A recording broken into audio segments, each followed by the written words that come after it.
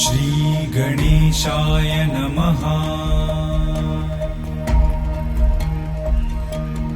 ॐ जपाकुसुमसङ्काशं काश्यपेयं महाद्युतिं तमोरिं सर्वपापघ्नं प्रणतोऽस्मि दिवाकरम्।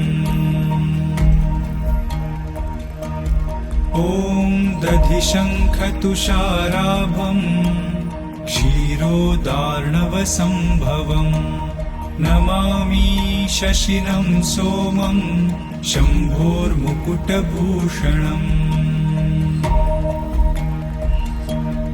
ॐ धरणीगर्भसम्भूतं विद्युत्कान्तिसमप्रभम् कुमारं शक्तिहस्तं च मङ्गलं प्रणमाम्यहम्। ॐ प्रियङ्गुकलिकाश्यामं रूपेणा प्रतिमं बुधं सौम्यं सौम्यगुणोपेतं तं बुधं प्रणमाम्यहम्।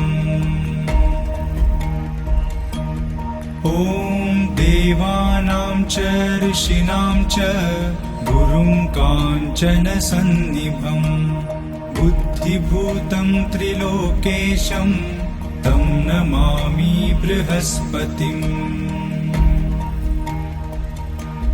ॐ हिमकुन्दमृणालाभं दैत्यानां परमं गुरुं सर्वशास्त्रप्रवक्तारं भार्गवं प्रणमाम्यहम्। ॐ नीलाञ्जनसमाभासं रविपुत्रं यमाग्रजं छायामार्तण्डसम्भूतं तं नमामि शनैश्चरम्। ॐ अर्धकायं महावीर्यं चन्द्रादित्यविमर्दनम् सिंहिकागर्भसम्भूतं तं राहुं प्रणमाम्यहम्।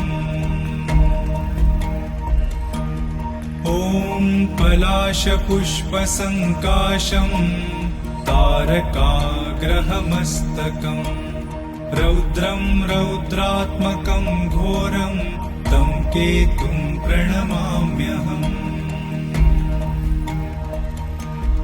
इति श्रीवेदव्यासविरचितम् आदित्यादि नवग्रहस्तोत्रं सम्पूर्णम्।